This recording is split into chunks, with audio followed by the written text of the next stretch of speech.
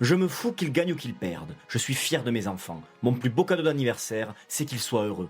Présent sur la Fun Ardèche Classique, Emmanuel Sexas, le père de Paul, s'est confié au micro de Franck Lacour pour le Ratagaz sur l'évolution de son fils. Déjà, vous l'avez entendu en introduction, mais Emmanuel est fier de son fils. Il ne souhaite qu'une chose, c'est son épanouissement. Ah, moi, le plus beau cadeau, c'est qu'il soit heureux. On l'a encouragé depuis petit, qu'il se fasse plaisir. Et pour être honnête, c'est bon d'entendre ça. Ça contrebalance complètement avec le pullulement nauséabond des projets Mbappé qu'on voit de plus en plus dans le sport chez les jeunes. Un papa fier de son fils donc, et avec qui il échange beaucoup, notamment sur le plan tactique. Je pense qu'il voulait attaquer. Donc, s'il est parti, c'est qu'il se sent bien. Il me l'a plus ou moins annoncé. Emmanuel nous explique ensuite que Paul est dans une logique de progression. Pour lui, il n'y a aujourd'hui pas de différence entre le Paul qui finissait 3e des championnats d'Europe 2025 et le Paul qui remporte la Fun Ardèche Classique. Alors, c'est pas nouveau. Je pense qu'il a consolidé ce qu'il avait atteint en fin septembre, début octobre. Le père parle d'une progression naturelle, positive et sans griller les étapes.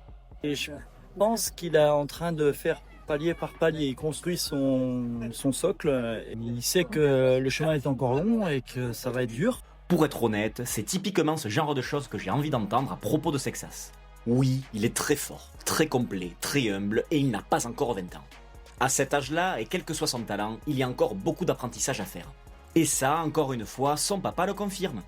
De valider ce palier, consolider cette force et s'il se blesse pas, s'il n'y a pas de soucis de santé ou quoi que ce soit, il pourra passer à l'étape suivante. L'étape suivante, si on se fie à l'explication du palier par palier avancé par Emmanuel, ce serait une victoire en World Tour. Et ça tombe bien, car la suite du programme pour Sexas, ce n'est que du World Tour. Mais sur ses prochaines échéances en World Tour, où peut-il aller lever les bras? Plutôt sur une classique? Plutôt sur une course à étapes? Dites-moi en commentaire ce que vous en pensez. Et au fait, bon anniversaire en retard, monsieur Emmanuel Sexas.